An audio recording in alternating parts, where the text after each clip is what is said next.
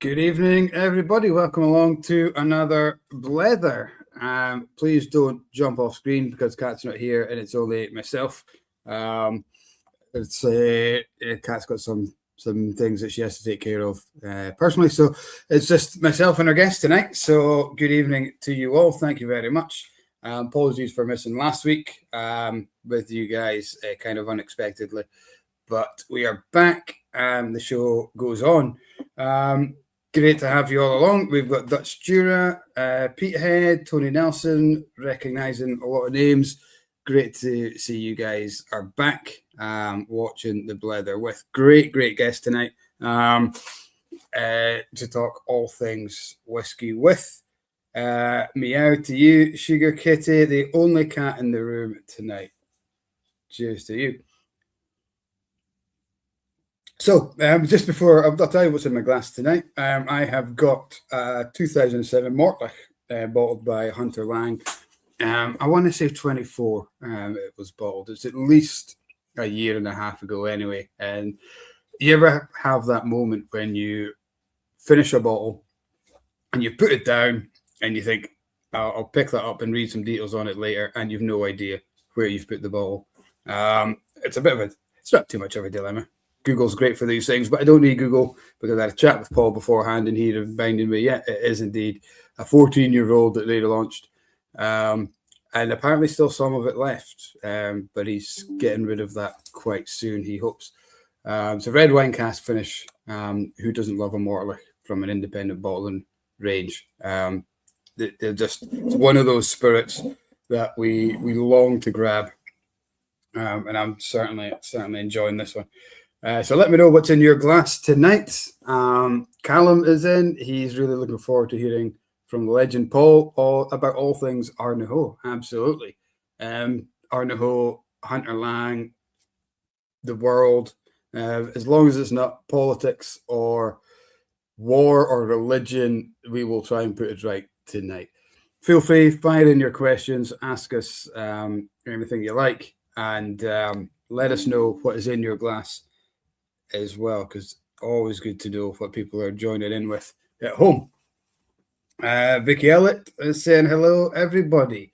And Paul, there's a wee hello to you as well for when you come on. Sugar Kit is in New Jersey, hot afternoon with a beer. I'm not going to try and pronounce it. Franziskaner Weissbier for you. Apologies for the murder of that. Who else have we got? We've got Callum is asking if we can speak about football. We'll see. We'll see where the chat goes. We don't have Kat's lack of enthusiasm or lack of knowledge about whiskey. So hopefully, yes, we can do that. But without further ado, I think we will we'll get Paul on, because you're not here to listen to me rabble on. You're here to listen to me chat to our good friend and guest, Paul Main, and he comes. Evening, Mike. Evening, everyone. How are you? Very well, thank you. How are you? Yeah, I'm good, thanks. I hope you're enjoying that. Mortlach, I completely agree with you. If Mortlach, especially independently bottled, is always sticks out. So enjoy your dram, Mike. Certainly am. Great we drop. What do you think it is about Mortlach then? Why do we all love it? Well, listen, the worm tubs, given that Ardnahoe's got the worm tubs and we speak so much about them and get asked so much about them, I think that's part of it, albeit I think the flavour you get in Mortlach for the worm tubs is different from you get from other distilleries. You know, some distilleries, it makes it a kind of lighter, more floral, sweety dram, and obviously Mortlach, it seems to make it heavier and more a different type of character. But it's just, we can say what you want about Diageo, they know how to make good whiskies, and Mortlach's a cracking example of that. It's also got this kind of mythical vibe about it, doesn't it? With the kind of really complex 2.19 times distilled or whatever. Yeah. I've had that explained to me about 5 times, and I remember it for about 5 minutes, and then it completely confuses me again. So, albeit I had explained to me recently for Springbank being 2.5 distilled, and it made more sense to me. So fair play to Andrew at Springbank, who seemed to make a really complicated thing make sense to me eventually. Good. Yeah, it is. I mean, I've been up close to Springbank, 2017 school or academy there, and yeah, it does help being on site and having a look and seeing where it goes. But trying to read about it or whatever, it's intense stuff. But I guess at the end of the day, the product's good, and that's what we all care about. Correct. And you've picked a fantastic cask, wine cask, red wine cask, I think. Yeah, I think that's red wine cask. I've probably got a bottle over in the corner there. I'm taking some to Stirling Whisky Festival a week on Saturday, so I think we're literally using the final case that we might have of it or something. So yeah, you've got one of the last bottles going, Mike. Enjoy. Happy days. Good to hear. Is anyone at home? Are you going to Stirling Festival? Is it this weekend? No, next weekend. Week after, weekend Saturday. Yeah. So if you're going, make sure you head over and see Paul. Grab some great drams from him. Talking about getting a great dram from you, that Pittyvaich you poured at the Leith Festival, my God. Yeah, one of my standouts, and there was a lot of standouts, but that was one that I named as a favourite. And I think you had was it a 25-year-old Springbank next to it, a 24-year-old? Yeah, we had a cracking range, 34-year-old Pittyvaich, a 29-year-old Glen Grant, and I think the Springbank was 32. I think we had a 30 Tam Navulin as well. So it's not the type of whiskies that we would take to any festival, to be perfectly honest. But that festival just had a different audience with different and level of enthusiasm. Though it was off the scale, and different. If I was being blunt, a different appetite for most audience in terms of how much they would want to spend on a bottle as well. So, yeah, we sold a few bottles of that Pittyvaich. Actually, I thought it was incredibly good. I'm toying with buying a couple of bottles myself, actually, just to keep for my dotage, because I thought it was absolutely first class. So, yeah, really memorable. I've got in fact, I just took it down to the recycling there. I had an empty bottle and. An empty bottle, had about that left in it, and finished it over the last few weeks. But yeah, a very good example of a Pittyvaich, I thought. So I'm glad you enjoyed it. Yeah, I was delighted I went left as we walk in for into the kind of smaller hall. Because I had a look around. It was a lot of independent. I think it was most of the independent distilleries were in that hall, weren't they? But yeah, obviously you got both hats on, so we managed to get some of the extended palate was still quite fresh as well. Yeah. And we were that first counter. If you come in that side, we were the first counter. So we had it's the busiest I've ever been at a festival. There was two of us staff in it as well. The 32-year-old Springbank, I think we poured 140 drams of it in about 50 minutes. So I think I'm blaming Julie Hamilton for it. Julie, who works for Decadent Drinks and runs Glasgow Whisky Festival, just before it opened. I don't know how well you know Julie. She knows everything there is about Springbank. She's got a Springbank tattoo and all the rest of it. Says, Julie, try this. And you could just know how sometimes you watch people drink whiskey, you just know how much they're enjoying it. As soon as she got the liquid to the lips, you could just tell. And I'm pretty sure she went on to about 5 WhatsApp groups and just told people to come and try it. So yeah, 2 bottles down after about 50 minutes, and get really good feedback on it. So yeah, pleasure. Absolutely. Springbank is one of those things that, again, like probably a different echelon of notoriety than Mortlach, isn't it? It doesn't have it because you can get your hands on a Mortlach for a reasonable price from good indie bottlers. Springbank is kind of different gravy, isn't it? It's you can hardly get your hands into bloody core stuff, let alone a single cask, a 32-year-old. But yeah, so for those who are watching who maybe don't know who Paul Main is, first and foremost, I did say the first question I was going to ask you was, what's in your glass?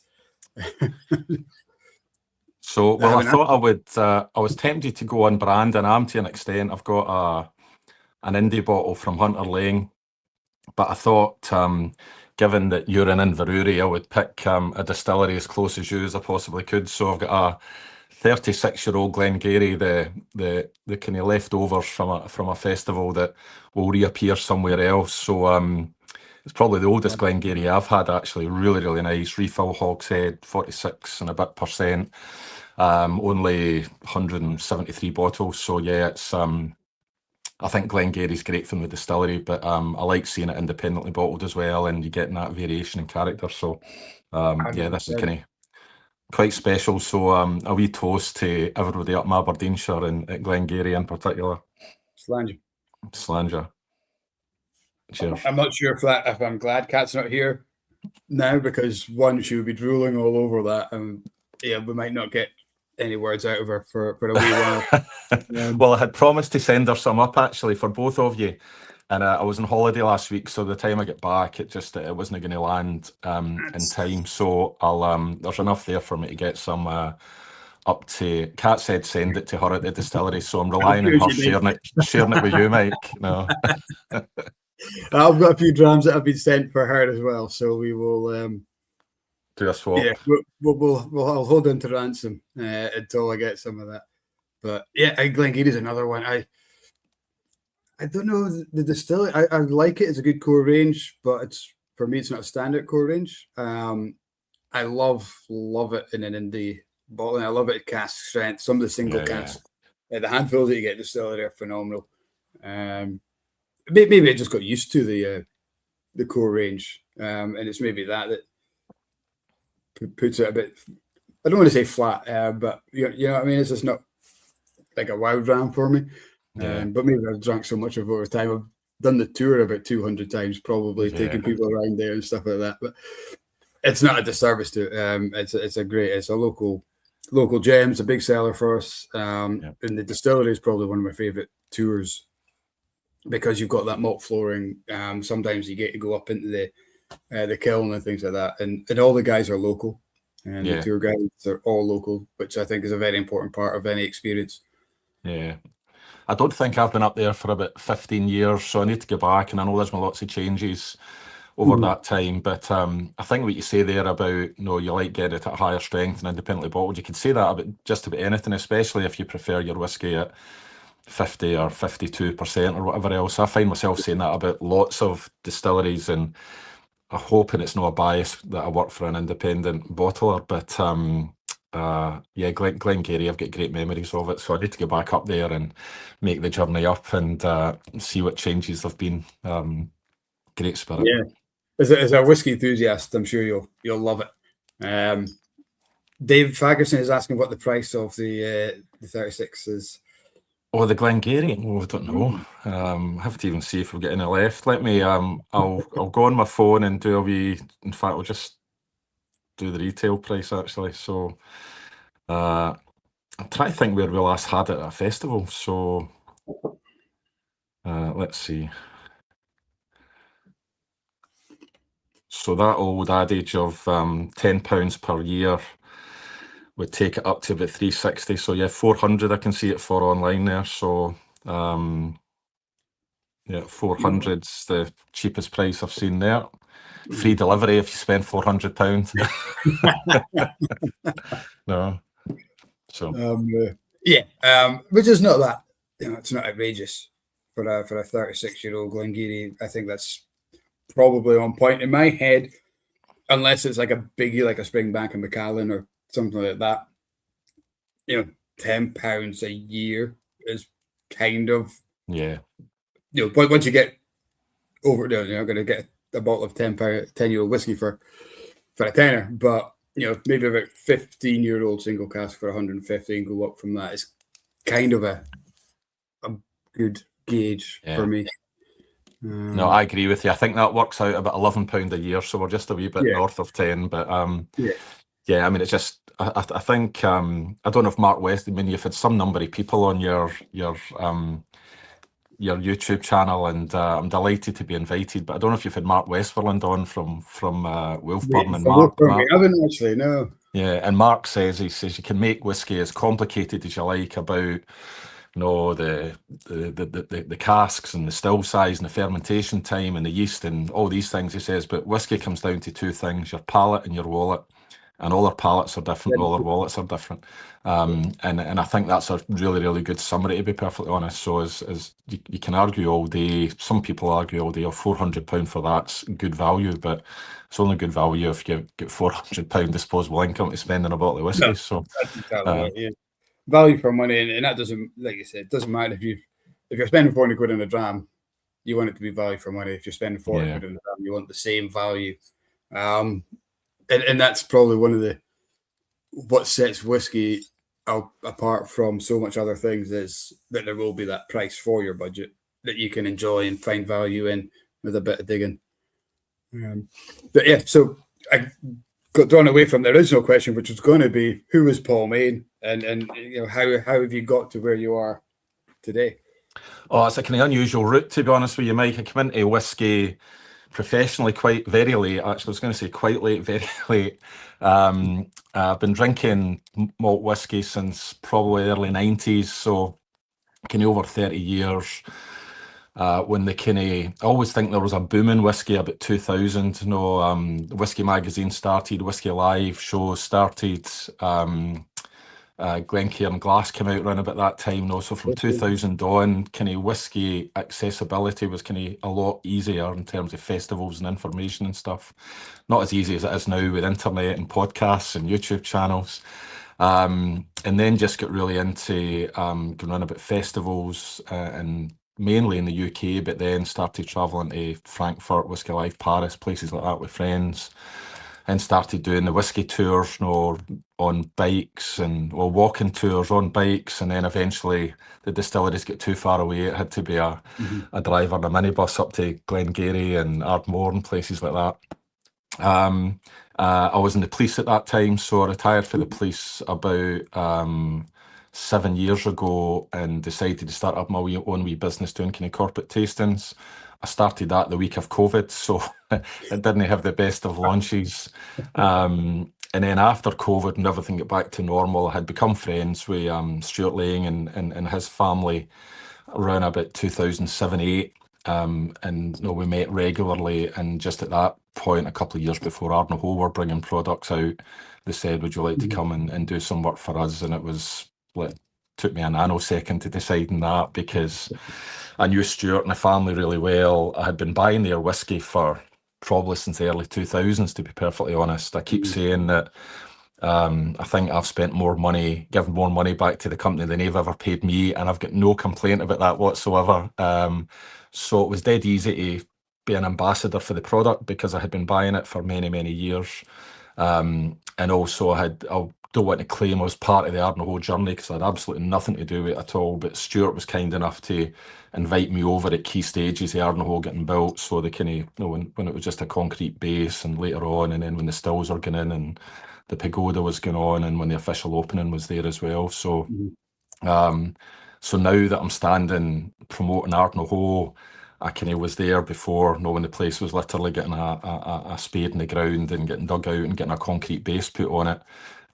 So I feel as if I've got a bit of authenticity about speaking about it, over and above the product and the spirit in the glass. So that's me. So I think I've been working for Hunter Laing now for 4 years. And during that 4 years, it's transitioned from being at festivals solely with the independent range to May 2024, we brought out the inaugural, and now we actually could just do a stand solo with Ardnahoe if we wanted. Just now we're now able to do master classes and do a decent 4, 5 or 6 dram tasting with Ardnahoe.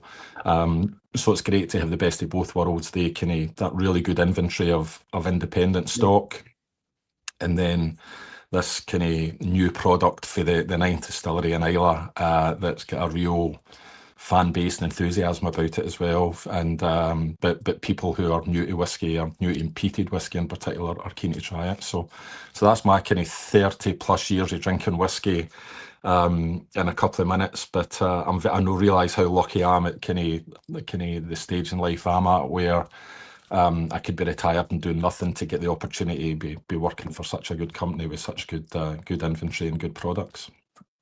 Yeah. I think you've managed to capture, with Ardnahoe, such a beautiful spot, just kind of on the northeast of the island, isn't it? Kind of overlooking at Jura before, Yeah. and it's a good kind of passing route as well, because you've got Colilla and Bunnahabhain just not too far away. So you've got those kind of established places. You can, not that you need to piggyback off, but you had that opportunity for people that are maybe making that journey anyway, who only into Port Ascaig, they think, well, I've only got a day or two. You're kind of going to be on that list now for these guys. I mean, who goes to Islay for just a day or two? Probably nowadays, but.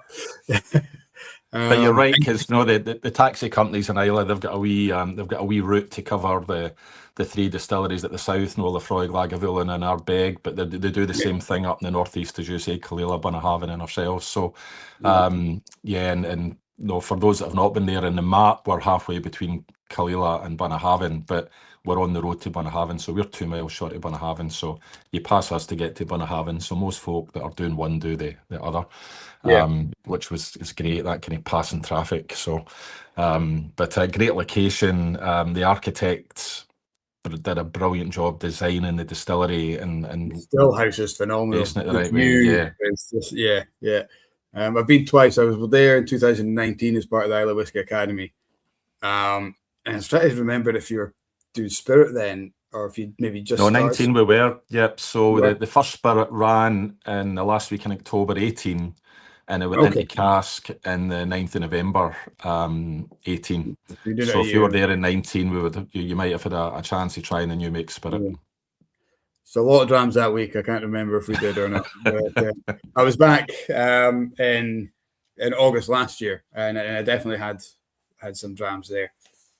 You started with the Scarabus, didn't it? As a kind of standalone. Yeah, so Scarabus was a new range that we brought out for, I was going to say for the opening of the distillery. Actually, we brought it out before the distillery was finished. We had a wee shop down at Bridgend. And the idea was to leave visitors with a taste of Islay, if you like. And we were very open and transparent that it wasn't our spirit, obviously, but we wanted people to leave with a spirit that was similar to something we were aiming to.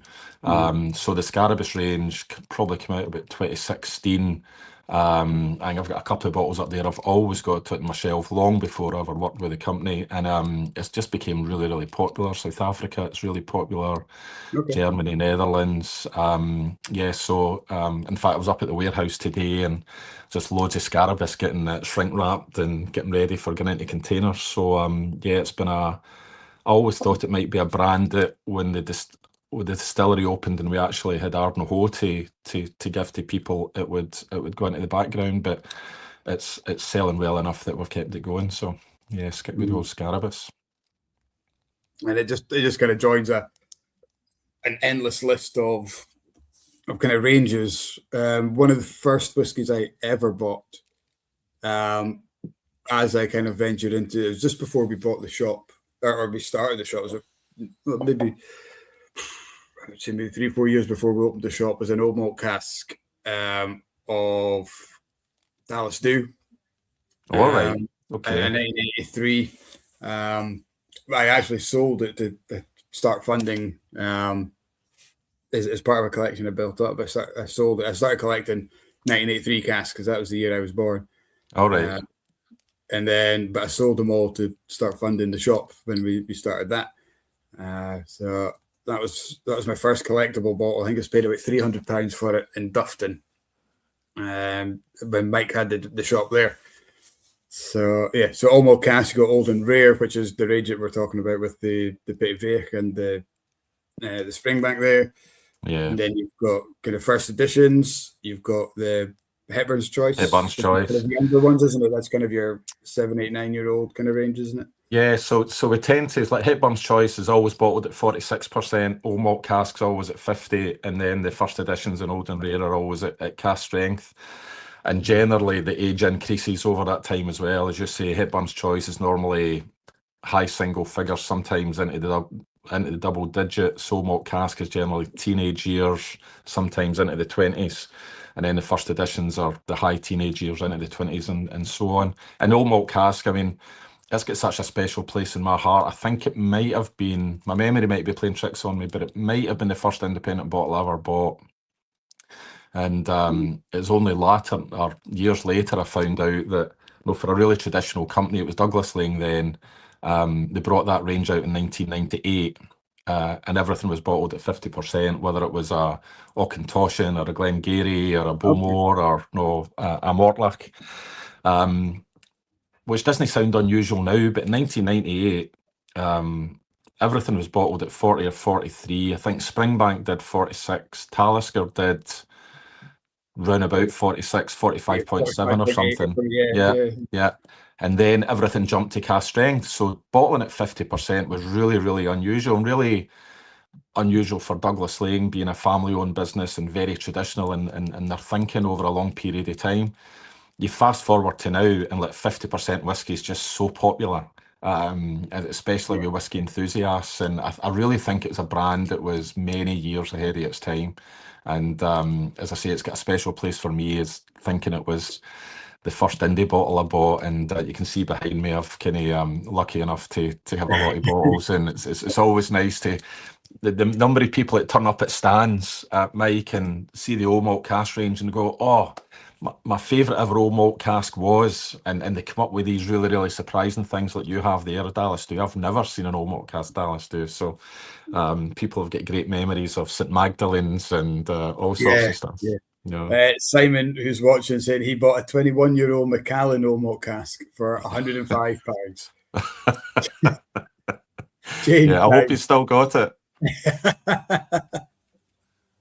There's quite a few comments coming in about the old malt. PX Woodhouse is saying his first independent bottler was a Talisker old malt cask. It wasn't really his cup of tea, but golly, it opened his eyes to a whole new world.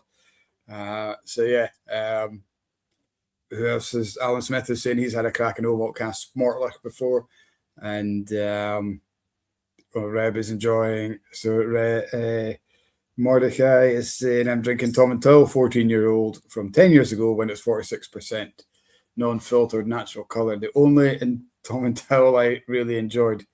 So that would have been before they've now all 40%. That entry-level kind of whiskies. I really like Tom and Tull. I'm not going to say a bad thing. I prefer Glencadam from their kind of setup, but... I'm going to Glencadam Tom and Tull tasting tomorrow night, actually. I'm a member down at Robbie's Drams down in Ayr. So Ian Fortreath's doing a tasting for the members there tomorrow night. So so this time tomorrow it'll be Glencadam and Tom and Tull in my glass. The newly inducted to the Keepers of the Quaich, Ian Fortreath. Yeah, I saw that. So I need to press his flesh and bow in front of Ian and say well done. So no, really pleased for him. Yeah, he's such an enthusiastic guy. He's literally like a puppy, getting to do what he loves. He's really, really cool. And we've had him on a couple of Blethers where we're kind of chatting to him about another appearance now, but I don't know if he's going to charge us now if he's a keeper of the Quaich. I don't know what happens. And I need to get up to Glencadam. It's great that they've opened the visitor centre now. And by all accounts, it's people are loving it. Say it's a really, really good visit, and they've done it really well in terms of the look and image, but also the kind of welcome and the friendliness there as well, which is the important part. So fair play. They're all new to it though. Give them a year, and they'll get jaded. Surely not. We had Ed Friday who just put a comment on, and we kind of chatted beforehand just about, obviously, we've talked, you mentioned Stuart as a huge influence in your journey, sadly passing last week, 79 years old. Everyone probably watching has read the obituaries, has seen it from the distillery point of view and things, but for you, who was the man? Who was the person that Stuart was to yourself? So, well, there's one word to describe Stuart that I think many people have, and it's the absolute definition of a gentleman. He was a proper old-fashioned gentleman in the nicest possible way. And old-fashioned, and I don't mean in some of the kind of negative characteristics that you get with being old-fashioned, but just a good old-fashioned businessman who was kind of knew how to run a business. I think him and Fred worked really well together with different skill sets, and then decided to go and do their own things. Obviously, everybody's very sad about it, but every time I think about Stuart, I'm sad for a couple of minutes, and then I just think back about so many happy times that I had with him and he had with other people, and also the legacy he left behind. I mean, most of us are going to fall off this planet, and there won't be much that we've left behind of any significance. Stuart's does not fall into that category by any stretch of the imagination. And no, the obituary was written. One of the comments in it that struck on me was that no, Stuart could have retired 15, 20 years ago if we wanted, but he was still coming into the office every day until he couldn't, and then even then he was on the phone every day. So no, for me, he was a great friend, a great person to learn from in terms of understanding the whisky industry through his eyes, which is this year would win his 60th year in the business, starting in 1966, and just a great guy to learn from. Good standards, very high standards. Everything was built about trust and friendship and reputation and relationships.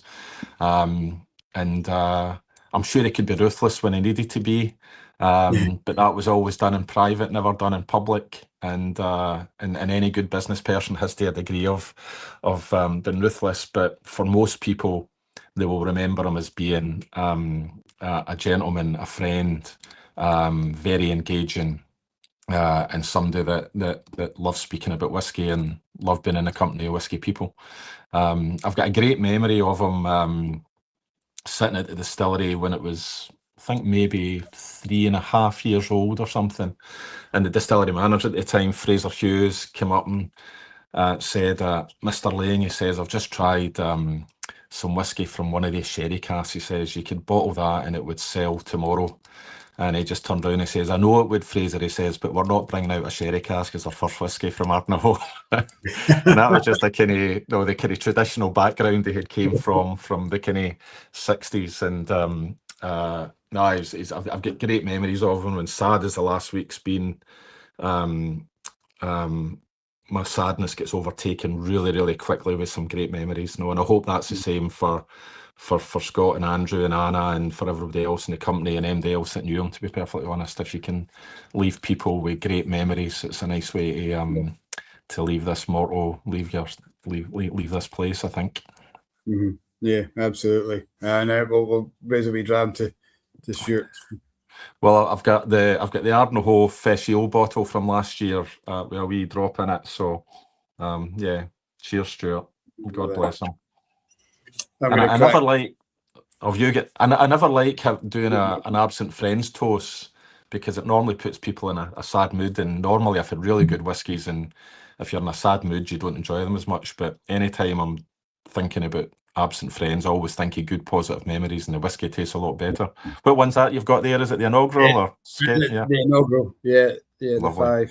The 5. We bought this from Ferret at the Highland Whisky Shop in Inverness. It was the week it launched. We were up, and we'd sold out our own stuff before because I was on holiday that week, so I didn't even get to see it in my own shop.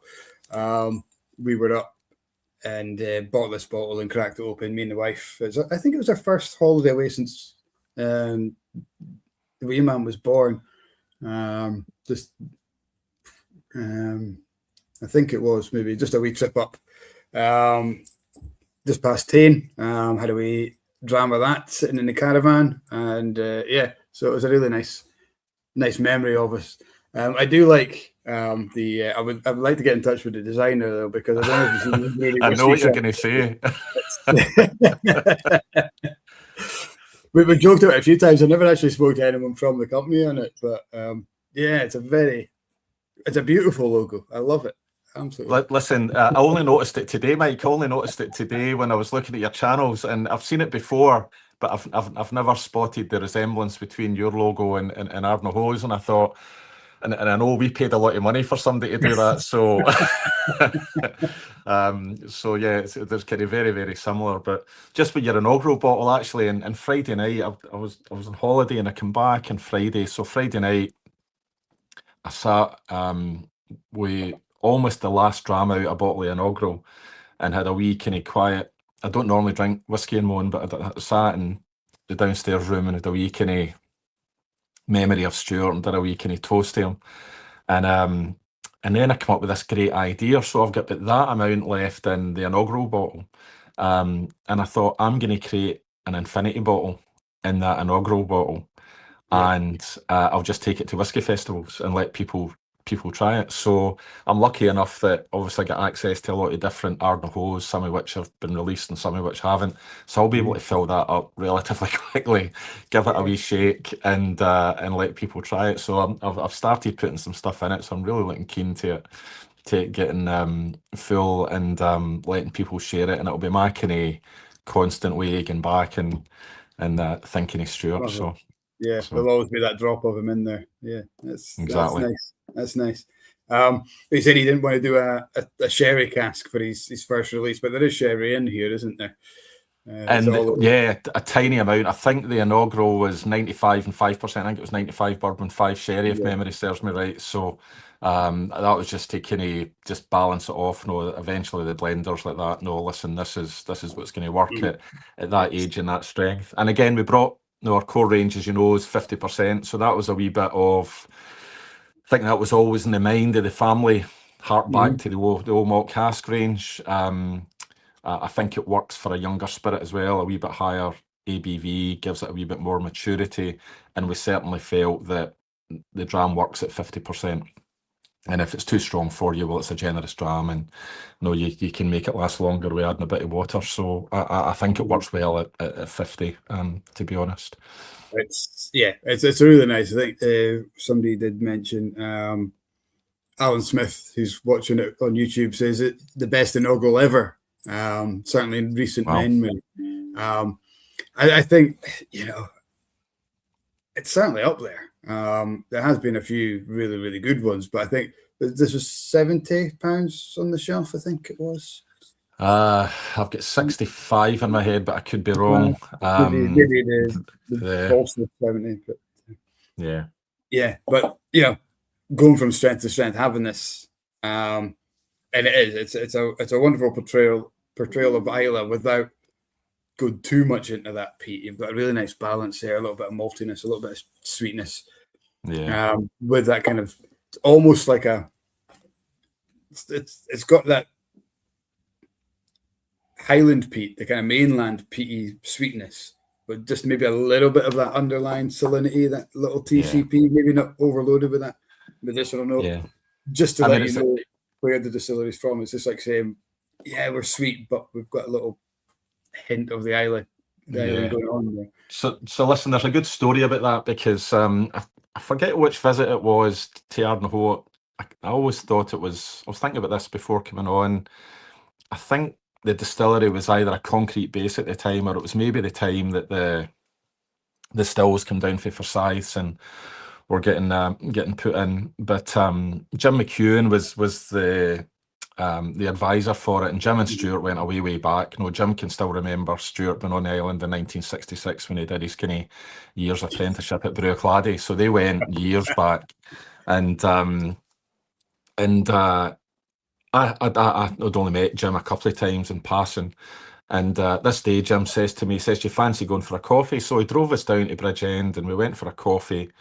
And we sat down, must have sat for about an hour and a half. And I was smart enough to know that if you're in Jim's company, just let him talk. I just kind of went into listening mode and hardly said a word, to be perfectly honest.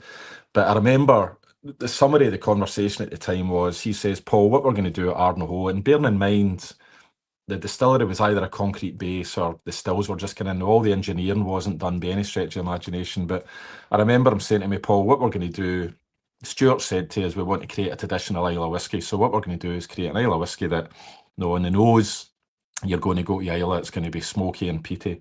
He says, but on the palate, it's going to be really, really fruit forward, and you're going to get smoke and peat at the back of the palate. That's going to be our point of difference. And he was saying things like, we could copy any other distillery in Islay and make it similar, but why would you do that? You've got to do something different from the others.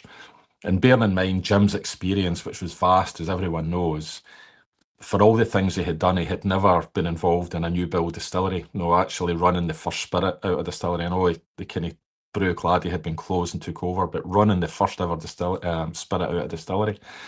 And I remember coming away from that coffee and going back to the distillery and thinking, what a crack time I've had with an hour and a half with Jim McEwen. But I think he's maybe overstretching himself if he can tell me what the whiskey's going to be like in the glass in 8-9 years' time. Bearing in mind the distillery didn't open for 2 years, and sure enough, even with the new make spirit, you get that smoke in the nose. It's fruit forward.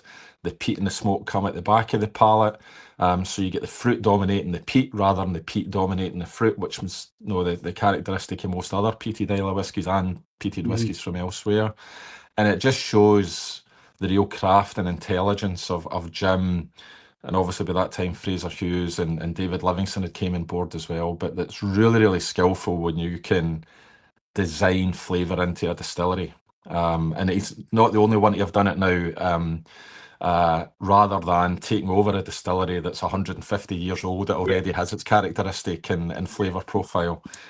So kind of fair play to Jim for what he did. And I know we've spoke about Stuart's legacy there, but we should never forget Jim's contribution to what we've got in our glass now. It's fascinating. Jim's kind of the man who's retired more times than I don't know. I've had whiskies. Every time you see him, but I think that's him now, isn't it? He's well and truly feet up. Yeah, I think his wife does a patrol at the front gate to make sure no more visitors come in. That he's done his bit, and he deserves good health and a long retirement. That's for sure. Yeah, I mean, it's a testament to Jim and his stories that the Water of Life movie, which was meant to be about whiskey, kind of had so much. And the guys were Greg and Nate and that who were behind it were like, we just couldn't get away from him. There were so many stories, and even when we spoke to somebody else, Jim's name kept coming up. Yeah. So we kept coming back, and we thought, you know what, he embodies the Water of Life. It fits so well, and so we made a document. So they've made another two films since. Cram everything else in it probably would have been in the original film if it wasn't for Jim McEwen. Yeah, and it's great. I mean, I'm very much of the view whiskey's a social drink. It's about memories and stories and conversations, and Jim's got a million of them now. And I can imagine either interviewing him, for a book or a TV series or a film, and it would just be an interviewer's dream, because you just ask a question and you probably don't need to think about your next question for about 20 minutes. No, you just get entertained. And we had them on a virtual tasting during lockdown, and the world went virtual, and we got him. We did his it was basically his story in drams. Bowmore. We had a couple of Bruichladdich. Then we did some Loch-and-Dal from his Cast Whisper range, finished on the David Simpson 20-year-old Bowmore, kind of full circle for him. And he was on live and he was chatting away to us. They had the guys at home in stitches, and we paired up with Robin Laing as well. So Jim would tell a story, would have the dram. While we're enjoying the dram, Robin would play some music, and these two guys go way back. Yeah, and I'd like to think he did it deliberately, but as soon as he finished talking about one dram, he's like, right, and we'll go on to the next dram now, boys. And Robin's like in the background saying, excuse me, Jim, I'm going to do my bit now, if you don't mind. And the two worked together so well that at the end of the tasting, Jim, showing his techie savvy mind, he just got up and went away, and Barbara had made him his dinner, which was sitting on the dining table behind the screen. So we were all sitting there watching Jim sitting at his table, scoffing in the background. We were shouting at him, Jim, turn off the light. So Barbara eventually came in and turned it off for him. It was hilarious. And I think we lost Robin Laing earlier this year as well, didn't we? Yeah, that came out. Came out of the blue. Another one. Too soon, I think. Yeah, another. Cheers. An absolute legend. Yeah, he's another one that's created lots of great memories for people as well. So Absolutely. Oh, Yeah, absolutely. yeah. He's Robin's been up to the shop doing a couple of gigs for us. And we always have his music on when we're doing a tour as well. So he's a genuinely great guy and a huge miss as well. I'm just trying to catch up because we've been yapping away about memories. Just looking at the chat here. Ardnahoe 6 barflies. This is from Rev Mordecai. Sweet peat on the tongue, integrates perfectly into the tangy fruits. He described it as barbecued pineapple. Citrus tangerines, grapes, kiwi, touch of fresh mint. That was the Roy's Ardnahoe release for the Yeah, barflies. yeah. That was 55% he bottled that at, so 6 years old, 55%, all first fill bourbon. Yeah, really nice bottle. I was actually I took Roy up to our bottling plant for him to actually get involved in the bottling of it, and Oh, cool. Roy won't mind me saying this, but he was like an expectant father, kind of on the day. So even though he had tried samples basically from static casks in the warehouse. So by the time the cask got rolled and moved and vatted together and all the rest of it, he knew there was going to be a kind of change, and he was just hoping it wasn't going to be too much of a change. But that was a real highlight of last year for me, actually, just taking Roy up and watching it getting bottled and getting a wee bit of hands on himself, but really, really successful. I think it's his biggest bottling yet and sold out really, really quickly. So, Yeah. and it's great to see online how many people are taking the seal off and opening the bottle rather than just letting it gather dust. So it's a really, really nice expression. Ardnahoe at 55% actually. Yeah. I think the barfly community would lynch another barfly if they see them try to flip it or then try to flip it. Yeah, They're I just know, so dedicated to the enjoyment and the community of drinking whiskey rather than flipping or storing it. I know. That yeah. Yeah, Roy invited me to an event last November. So just the day before the Glasgow Whisky Festival, he has an event for, I think it was about 100 barflies. And myself and I think there were 6 others for different companies, basically to bring something unusual. So we brought a heavily peated Ardnahoe that nobody had ever tried, just a couple of cask samples. At cask strength, really, really popular on the day, only 5 years old. So popular that we're actually bottling it and bringing it out. Should have been this month, but there's a few logistical issues with labels, the usual kind of thing. Oh, So I think it will probably come out next month. It's going to be a heavily peated Ardnahoe, 60.2%, I think, 6 years old. And it's a combination of the sample I brought was all Oloroso cask, but this is when our blender looked at it, he says, no, let's balance the Oloroso way with some bourbon cask, so it's almost a kind of 50-50 mix. And yeah, I think people will like it. I think peat fans will definitely like it. But it's still that, as much as it's heavily peated, it's still very fruit forward as well. So I'm looking forward to that getting on the shelves and getting feedback from people about it. I think sometimes when you go for that sherry heavy kind of style, you lose the peat flavor. That the sherry can kind of overpower the peat, or it gives a flavor Yeah. that's so intense that they kind of clash heads. Where if the bourbon just softens, it kind of acts like a little referee, doesn't it, and just makes sure that they kind Yeah. of behave themselves in their own little corner. Yeah. And I've changed my view about Ardnahoe. No, originally I thought it shone best in bourbon, and this Right. fresh bottles, I think 4 or 5 first fill bourbon casks ratted together. But when I've tried the sherry casks and some of the sherry quarter casks, it shines in that as well. So I'm hopeful that what we've made is a spirit that's versatile. No, it's versatile enough that it's going to work in different cask types, and albeit some of the cask types we've got are going to take a wee bit longer for it to optimise. And you'll maybe see them in maybe a year or 2 or 3 years time. But no, the feedback about Ardnahoe has been really, really good, and I think it's one of the ones where if you're a peat fan, there's enough peat in it to really interest you. Yeah. But if peat's not your thing, the peat's actually soft enough that it can sort of draw you into the dark side, to be perfectly honest. A number of people have poured it for Mike that have said, I don't really like peat, but I like that. Has been really good. So yeah. I mean, the people we have every day almost we'll have somebody coming at the shop and say, "I don't like peat." Probably more common is I don't like Islay malts. And that's the one that kind of grinds the gears a little bit, because it's but then you have to remember that Joe Public, they're not like the guys watching tonight. They're not like you and I, who kind of are really into the industry and all that.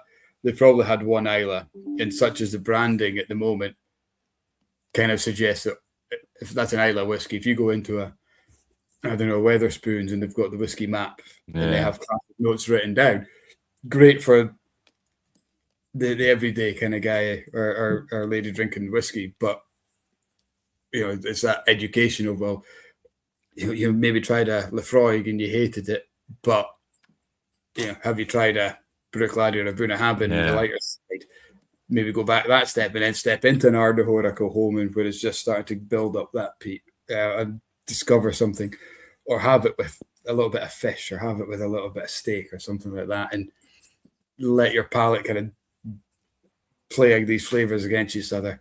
It's all about the experience for me. It's and the amount of people put off, because and not just Islay whiskies, but whiskies in general, the amount of people who are put off because they've been and that's why when you get through an airport and they're giving drams away, you'll never see them giving away a Lefroy or an Ardbeg, because people that try it and don't like it, not only will they say, "I'm never drinking a Lefroy again," they'll say, "I'm never drinking a whiskey again."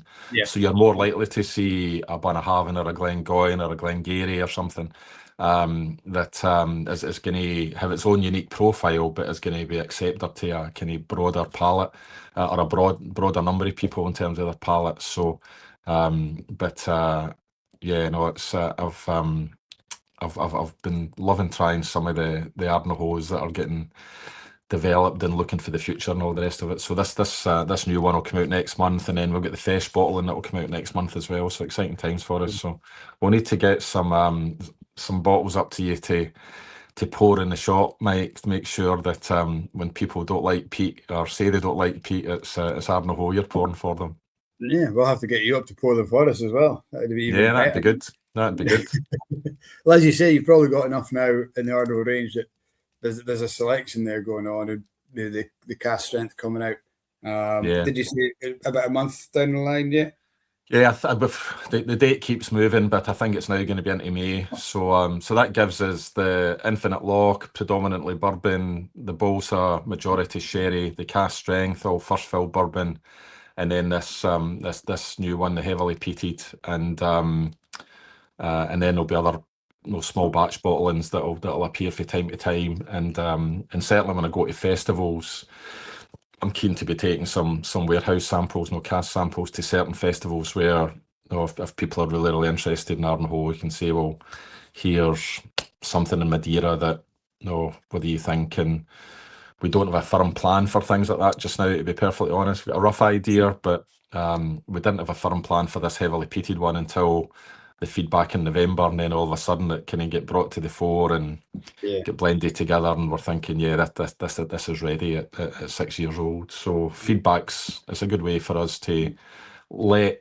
people try something that they can't try, but allows us to get feedback as well. And if enough people say, "No, I'm not quite sure about that, I preferred something else," well, it might be that it goes more on the back burner. But certainly for the experience from last November, that kind of get brought forward. In November, there was absolutely no plan to bottle that, and it should be out ideally in April, but probably in May. So, so I hope people enjoy it. The guys that were on the chat saying, Tony Nelson saying he loved the heavily peated sample at the under the table tasting in November. So I think, and going by what you're saying, it's going to be going down really well. Is this Ardnahoe now just creating a core range at the moment? Are they trying things, and then we'll maybe have 4 or 5 in that core range, and probably 10-year-old won't be far off then. So that's exactly where we are. So the Infinite Lock and the Bolsa don't have age statements on them. The ones that people have tried are all 5 years old. But the next time we've got one together, it will be probably mostly 6-year-old. There might be some younger whiskies in it, and eventually we'll get to a position where that is an age statement on it. And the same with Bolsa. So we don't know what that age statement's going to be yet. The old kind of cliche, but it's a true cliche. The whiskey will tell us, to be honest, especially if we're committing to bottling at 50%. And if we remain at that, the whiskey, no, that means there's one less variable, so the whiskey will kind of tell us. So that's us get a predominantly bourbon, majority sherry, a cask strength one, a heavily peated one, and we'll see what else comes down the line. So yeah, four in a core range. And then these special bottlings, and that's before we bring anything out. So away in the future there'll be an unpeated Ardnahoe. We're doing some work with local farmers on Islay, where we've got our own local barley, to use that phrase. Hope I'm not stealing someone's trademark there, but Islay barley, which no is not round the corner, but there'll be a point where we have an Islay barley at Ardnahoe as well, maybe in kind of quite small amounts, I think. And that's before we get to an age statement. So whether that's going to be an 8 or a 10 or a 12, who knows? We'll see. But we'll bring out our first distillery 7-year-old next month at the Fesh. So that'll be our day's the Wednesday, the 27th. And we've got a 7-year-old coming out then. So 7-year-old first fill bourbon. I forget if it's 4 or 5 casks put together. So that will do well. I'm sure.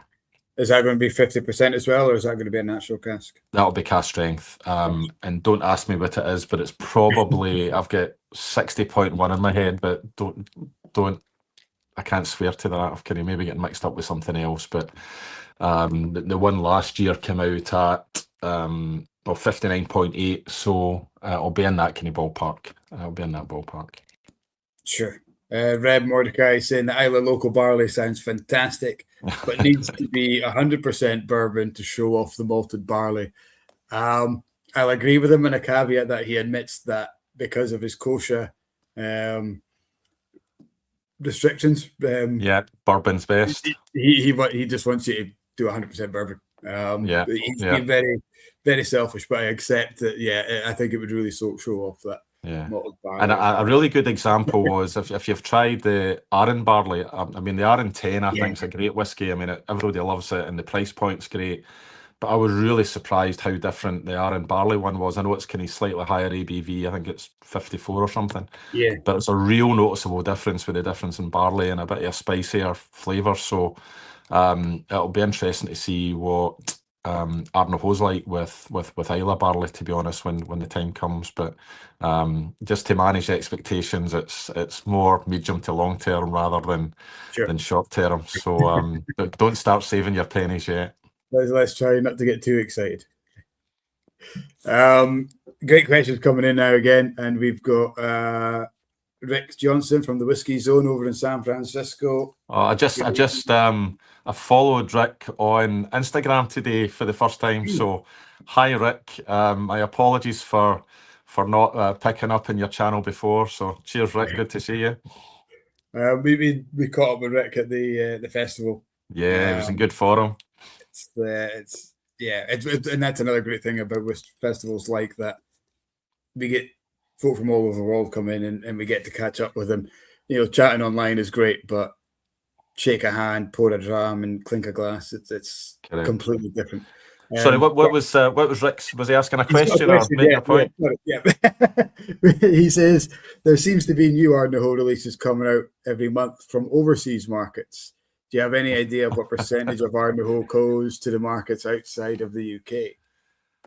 So that's a really good question, actually. And it might have been Rick that made the comment, and it might not. So forgive me if it wasn't. But in the back of the Independent Festival at Leith a couple of weeks ago, somebody put a comment online that said there's far more bottles overseas than there were at Leith. And that's fair. So basically, the reason for that is if our distributor in Switzerland or Finland or Lebanon or Cyprus or where else have we done it? Iceland, say if we bottle a single cask and we get, or a quarter cask and get 130 bottles, or a cask and get 350 bottles, we'll take them. and we think we can distribute it to our retailers and customers, then if we've got a long-standing relationship with that distributor or retailer, and remember, going back to what I said about Stuart, everything's about trust and confidence and relationships and handshakes, then we're likely to do that. So if you're in the UK, or perhaps in the US, like Rick, there's not a UK distributor that said, other than the Whisky Shop actually, there's not a UK distributor that said, can we do that? Whereas Germany have asked for half a dozen over the last couple of years. Switzerland are on their second or third, yada, yada, yada. So we're responding to requests from our trusted partners who know their market really, really well and know our product really, really well. And basically they're the intermediary between our product and their customers, and it's our whiskey, but they do all the work getting it to market. So that's why we've done it in the countries that we have, and there's an appetite to do it in other countries as well if they feel that meets the demand. The States, being the States, it's slightly more difficult to get stuff in across different states across there. I don't want to get into politics, but the big misnomer of the United States and America is there's no united nature of it, especially when you look through a whiskey lens. It's all different in every state. But our distributor in America just now is Total Wine. So Total Wine have, in fact, I think we've got a container of Ardnahoe going over to them just now, and I saw some more at the warehouse today that's going to be getting shipped over in months to come. So where Total Wine are, probably Ardnahoe are just now, but none of those special release single casks, but I wouldn't rule it out for the future. Fair play. Great answer. Rick, I hope that's answered your question. We're just going to say to another one from the United States, James, who's saying hello. James DeGio is saying hello from Rhode Island. James, it was great to meet you again at the festival. Unfortunately, we just shook hands and you introduced yourself in person just as the film was starting, and we said, we'll catch up after the film. Such is the nature of the beast. We didn't get that chance, but next time we will. Somebody said Aaron can't put a foot wrong. I agree. They've got some really good stuff. Absolutely. And then there was another one I want to come back to. PX Wodehouse is asking, is it a possibility of minis? So they're 5 centiliter releases or maybe 20 centiliter releases. 20 centiliter releases. Watch this space. That's a really interesting question. So we'd like to do 5CLs packs. Yeah, that's something that's that we would aspire to. Easier said than done, but we'd like to be able to do it. We really, really would. And now that we've got that kind of range, no, it's not going to be a pack of 1 or 2. So yeah, and many people have asked us that, and it's great for different markets. No, it's great in the Highlands of Scotland, the kind of tourist places, as well as Edinburgh, Glasgow, elsewhere, wherever tourists go. But there's an appetite to do it internationally, ideally. But again, easier said than done. So it's one of the projects we'd like to bring to fruition. No, because that's one thing we sell, especially summertime when we've got visitors, Christmas time for gifts. Those wee gift sets with the 3 or the 4 range, and now kind of as restrictions in airports have lessened slightly, they're great to take on the plane, and you can get them across pretty safely. So I think the problem is the cost, because it costs almost the same handling wise for a miniature, for a 5CL. The production of that is almost the same as the production of a semi. Glass costs are disproportionately high based on the size of the bottle or the volume that it holds. So that's the thing. So it's making it affordable. And then the logistics as well. We've got our own bottling hall, so I know if I spoke to Stephen today and said, listen, we're needing to do 10,000 or 50,000 kind of wee packs and all the rest of it, would be, it's another project. But it would be nice to get it done. And I think if we did do it, we would probably have to do it in a big enough volume that we would only do it once every so often, but then they're on the shelves for a while.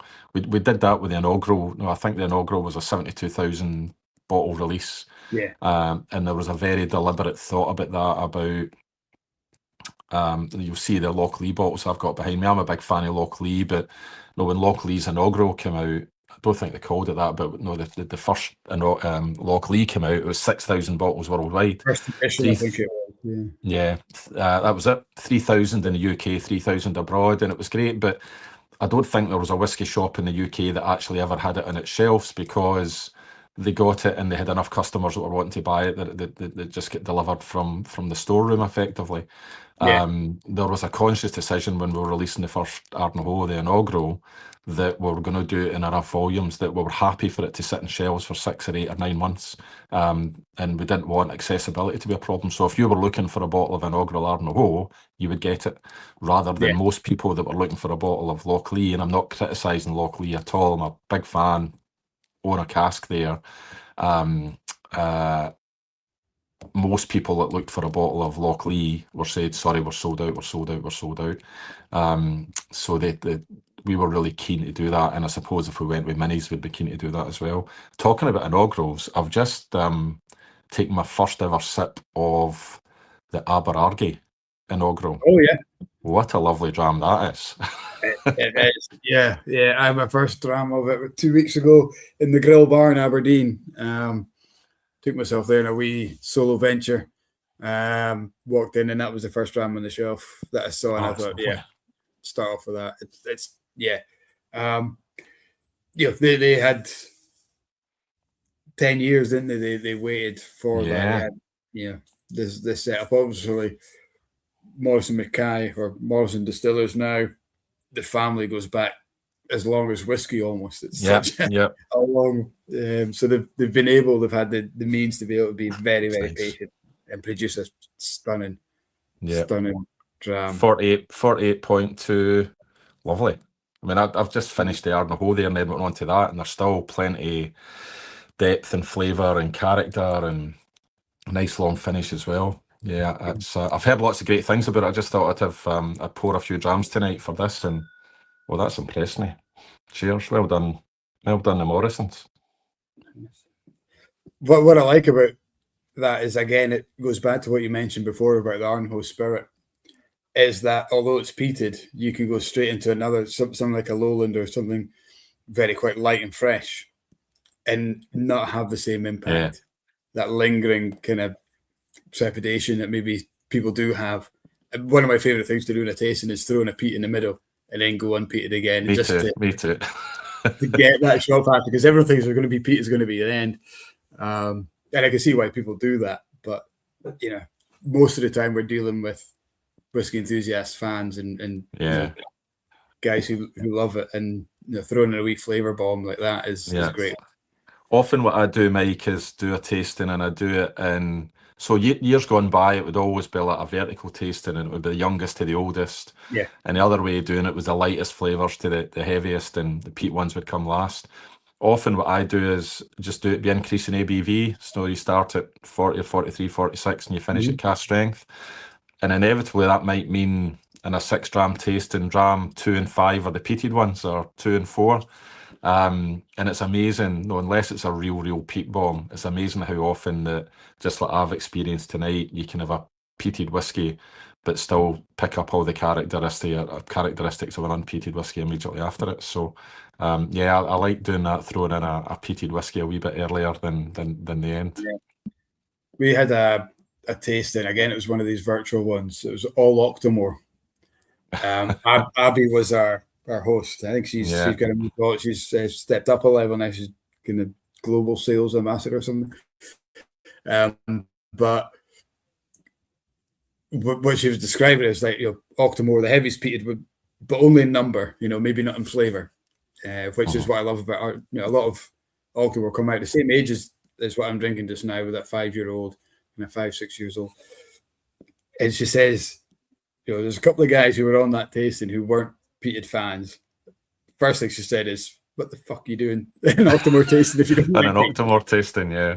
But let's ignore that. It's honestly to sit and while I'm talking, while I'm introducing us, the brand, the story, and all that, to smell the whiskey and keep smelling it and keep smelling it. And there'll be a point where the nose will lose the whiskey, lose the smoke. Then you'll start to look for other things. Then you'll start to find the maltiness, that toffee sweetness, and all this.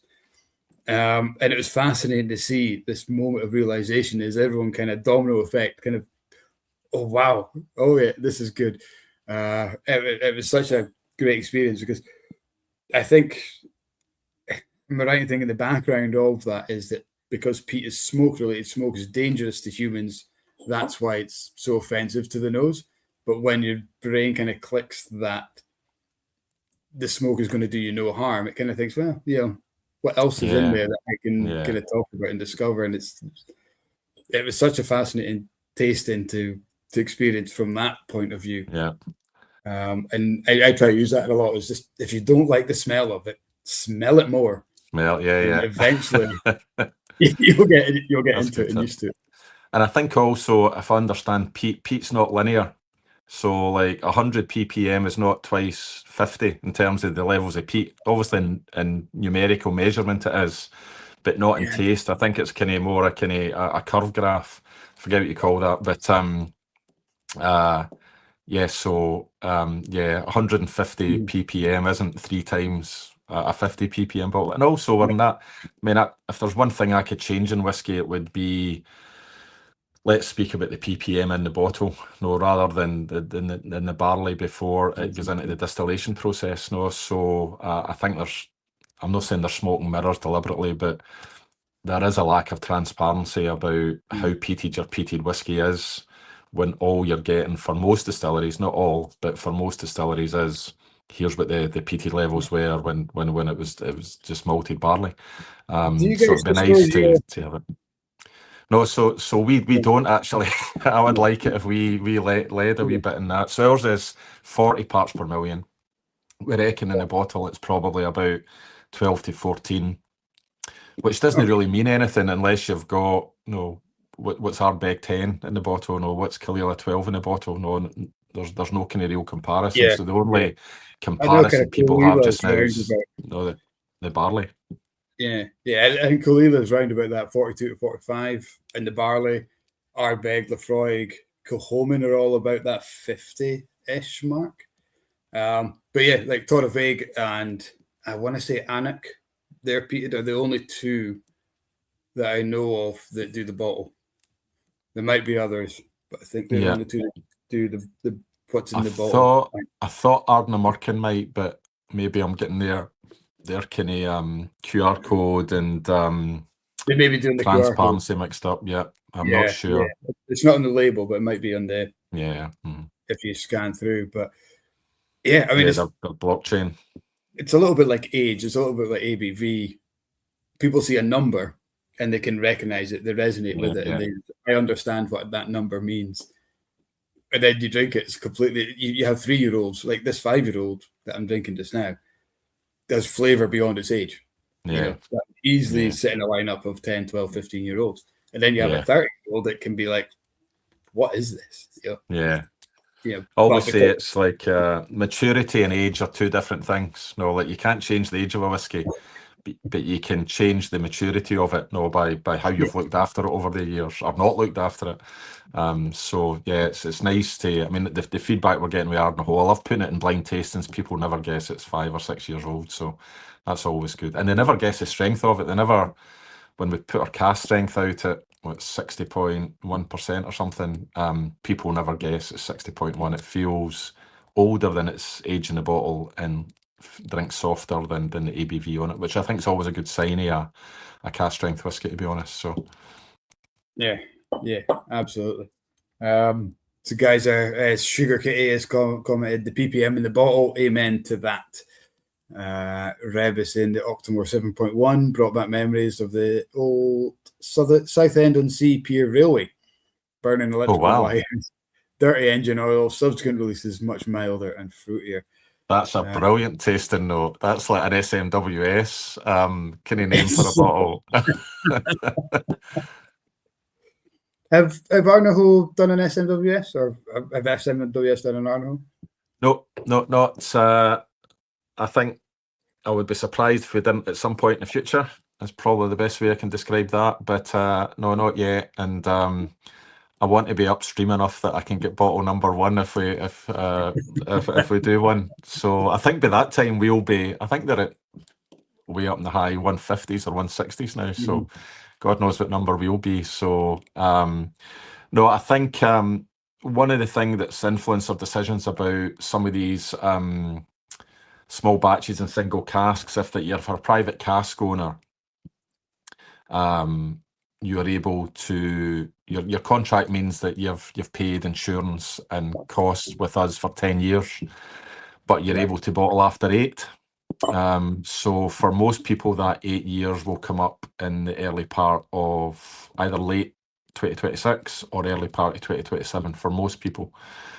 So we anticipate that there'll be a number of private cask bottlings of Ardnahoe coming out in 2027 and beyond. And whilst we're happy to work with distributors in Switzerland and Germany and elsewhere that we've had long-term relationships with, we don't want to have so many that the private cask owners feel as if that they've not got something special with themselves as well. So it's about striking that balance, giving the private cask owners something obviously they've got something unique, but making sure by the time they're able to get their bottle that the market's not already flooded with similar things as well. So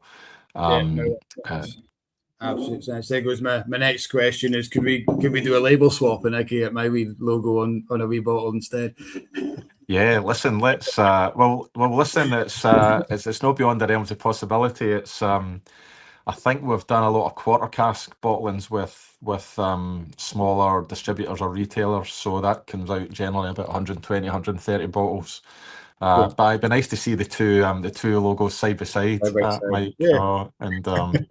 Yeah, we could do I've got an empty Ardnahoe bottle there, so we maybe need to get your logo on it for even as a lampshade, if nothing else. We could do that, I'm sure. Brilliant. And just on that, I mean, I don't know what your logo is, but ours is basically the pagoda and the distillery, the Papsi Jura in the background, the sky, the sun, and the sea. So that was the kind of the brief or the brief that came back from our designer. So yours must be very similar in terms of, is there a church spire and so this is the distillery. This is a pagoda distillery warehouse or distillery building. The two rivers or the two streams here are the two rivers of Inverurie. I got you. And Don. And then this is Benahee, which is our local mountain in the background. Yeah. So people can see how similar they are. So one designer's made a lot of money out of they two, I think. Or great minds think alike. They were both done before AI as well. It was, and I remember doing so my wife is a designer. She didn't design our logo, but she's got her degree in design for digital media. And I remember going to her graduation where they showcase all the work and the art. It wasn't the graduation, but it was like a showcase of the work that everyone had done. And there was this gin brand was sitting there, and it was pretty much our logo design. So it was maybe him or the designer there who graduated and went off and did, because I took photos of it and sent it to Steve, who designed our logo, and he's like, I remember, what do you do about that? He's like, he didn't know if he had a legal standing or whatever, but I would like to think it was purely coincidental, but it maybe was. You don't know if he graduated from Grey School of Art. No, I've not. No, I just know the company we paid get a pretty penny out of it. But to be fair, we're really pleased. I mean, we're really pleased. I never thought when I first started drinking whiskey that I'd speak about the design of bottles and labels and logos and all the rest of it. The first time I saw this, I really liked it. I think it's got that. It's kind of quite old-fashioned and traditional, but contemporary at the same time. The quality of the label's really good. So the people that did the branding work for that, you only pay them once, and unless we have a rebrand in 10 or 15 years' time, no, it's going to be like that for a while. But I'd be quite happy for it to stay like that for a long time. I think it looks Yeah. good, and kind of travels well internationally as well. I think you've done the rebrand before it was needed done. I think you look at what other people are doing now is it's very similar to what you've already got. They're simplifying things. They're going with that kind of bold background, big kind of capital letters, nicely spaced out. Yeah. I think you've been there. When was this released? 3 years ago? May 24, so nearly 2 years ago. ago. So just coming up 2 years next month, May the 10th. God, feels a lot longer ago than that. I think you got there before the other guys came in. We're having a lot of questions asking about your personal preferences to whiskey. So I wanted to get the on brand things we've done enough chat on that. So on a personal level, Paul, this is coming from Springer G. What's your favorite drams out with Hunter Laing and Ardnahoe? Let's say and Ardnahoe. Yeah, I mean, it honestly changes every week, I think. If you said to me 2 weeks ago, I would have been the biggest Pittyvaich fan in the world, I think, after that independent festival. But the two constants in my collection and what I've got that I open often, we've mentioned one of them already, is Arran. Arran, I just think's really consistent, but varied as well in terms of peated, unpeated. I know the peated stuff's moved to lag now, but whether it's an Amarone cask or a Sauterne cask or a rum or a Madeira cask,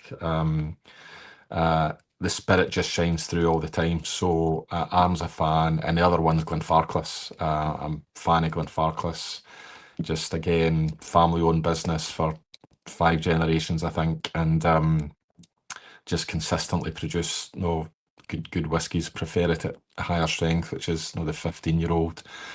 Just looking behind me there, Glen Scotia as well. I mean, if you said to me, if somebody came to my house 20 years ago with a bottle of Glen Scotia, I'm not sure I'd have invited them back, because Glen Scotia at that time, as many people know, wasn't that good. But if you come to my house now and bring a bottle of Glen Scotia, you'll always be coming back. It's great spirit, and it's a really good story about transformation, actually. And Ian McAllister deserves a great deal of credit for that, and Ashley, who's taking over for him, is doing a fantastic job, and some of the releases that she's done this year have been just to the same standard, if not better, and that says something.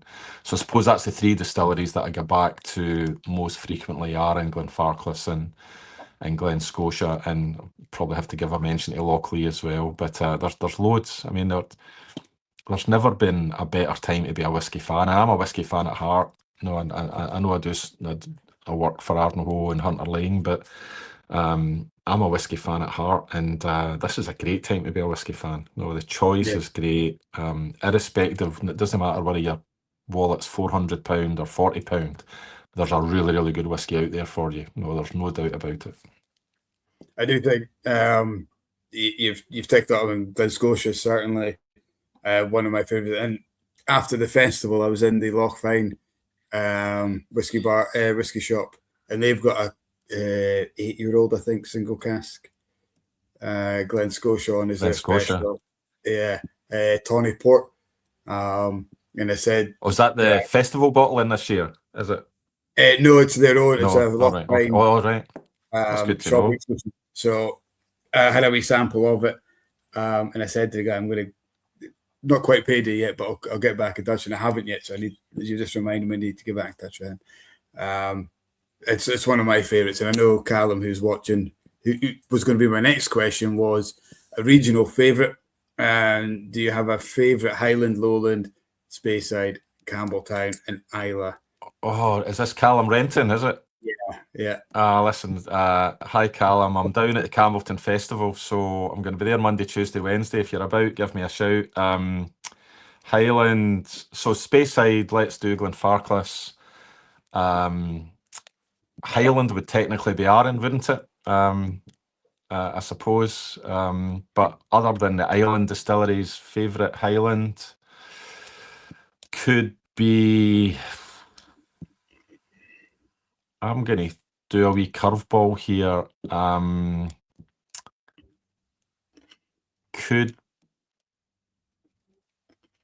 Well, listen, forgive my ignorance here. What does Glenglasser come under? Highland or Speyside? Is it It's Highland. Well, we would call it Highland. I think for 2 weeks of a year, round about the Speyside Festival, it becomes a like a Speyside. Speyside? So I might go Glenglasser, but if not, Glenwivas could be my shout for Highland. Lowland, I will go for Glasgow Distillery. Campbelltown, I'll go for Glen Scotia, and Isla, I've got to go for Ardnahoe, haven't I? So even if I took my bias apart, I would still go for Ardnahoe, I think, but which says a lot. So yeah, I think that's mine. And yeah, and I mean, just the island distilleries would be hard. No, Arran, a big fan of Lecce and Tobermory. So yeah. Good question. Really good question. But I would probably, at the moment, I really love Torrevieja. I think they're quite similar to you guys in that just the whole story and how they look and how the spirit character comes through. And I mean this as a compliment to both distilleries. When I'm talking about new distilleries, I always forget about Ardnahoe and Torrevieja. And it's because it feels like you've been around forever. The spirit tastes like you've been around forever. Yeah, that's good. And the branding, I just think you've kind of caught that essence of it. You haven't tried to be too fancy with it. Some distilleries are trying to be too colourful or too out there, too garish. It reminds me of a point, Mike, that when the distillery was getting built, and even when the distillery started running spirit in late 2018, if you go back to 2018, there was no Ardnamurchan on the shelves. There was no Torrevieja. There was no Lindors. There was no Lochlee. There was just Wolfburn maybe had just been there. Sorry, what was the one? Rassay. There would have been Rassay. No Rassay. Glasgow was probably on the shelves in the 50 cl bottles. Of course, and the point I'm making, Kilhoman definitely was going, it was Kilhoman definitely was going. But the point I'm making is when the distillery started making spirit, there was none of these fantastic young distilleries making 3, 4, and 5-year-old whiskies that were blowing people's minds. But when we came to release our 5-year-old, Ardnamurchan had released theirs, Glasgow was further down the line, Lindors had released theirs, Lochlee, Torrevieja was reasonably well established with really good quality spirit. So by the time we came to release our inaugural in May 2024, the landscape of young whiskies had changed, and I was really confident that Ardnahoe would do well, but I remember in the kind of week or two before it thinking, the market's completely changed, the landscape's completely changed. What's on shelves and retailers for in terms of competition, we were no longer competing against Lecce or Talisker or Highland Park as kind of lightly peated or the other Isla distilleries you're competing against. Torrevieja and a whole range of other ones that I've mentioned. So the landscape's changed massively, and for the better. For the better. Yeah. Correct. And I think you did get your release at the right time not for just for whiskey enthusiasts, but we're just coming off that kind of COVID come down. We're still probably riding a bit of a crest of a wave of that, where people had that maybe we're kind of tightening the belts a little bit in terms of we're not getting furlough now, we're back to work, but the bug was still there. That FOMO was just still there, that good point. That inaugural release kind of bug was still there. So I think you probably caught it at the right time. And I know guys who've got that Aberargie, as good as it is, I've got 100 cases still on the shelf because it's not that, and maybe you set a precedent there with that big batch that people are saying, we want this to be savoured and opened and nut flipped and all that. So they're deliberately, releasing big batches. But I think if you do that, you've got to be really confident in your product as well, because it's that old story. You only get one chance to make a first impression. So, if you make 72,000 bottles and it doesn't land well, there's only one inaugural. So I think it's a sign of companies like Aberargie and the Morrisons and Ardnahoe, the Laings and several others, that you're really confident in your product if you're able to do an inaugural release and do it in that scale. So yeah, I hadn't thought about that we've set a precedent. I don't know. I just think it makes good business sense, in terms of if you've got 70,000 bottles, you can create 70,000 fans. If you've only got 6,000 bottles, there's more people disappointed than there are and probably at a becoming time where ambassadors for you. Yeah, they'll just pick up the next new release, or they'll go for the next, and Exactly. they'll think, well, when you release your core range, they're like, well, Yeah. no, I'll stick to, I've got a new favourite now, or whatever. But I know Billy Walker, when Glenallachie 10 batch strength, Yeah. batch 3 or 4, I think batch 4 won the World Whisky of the Year. And from that point up to batch 9, we, like you say, it was sold off the shelves. Came in, we didn't bother unpacking it. We didn't bother making shelf space for it because we knew overnight it was gone. So Billy was like I'm getting pretty pissed off with this market of collecting. He said, I want people to drink the whiskey. So he almost tripled I think he went from 8,000 bottle batches to 19,000 bottles, so more than doubled it anyway.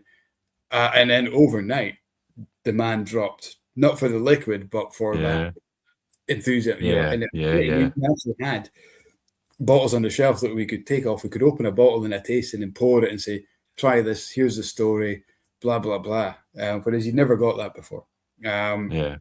It just, if you take away that rarity, take away the demand, you have a whiskey that, as you say, people can go back, you can enjoy it, they'll go back and buy another bottle and enjoy that. And that's how you create, a following of people enjoying your liquid. Yeah.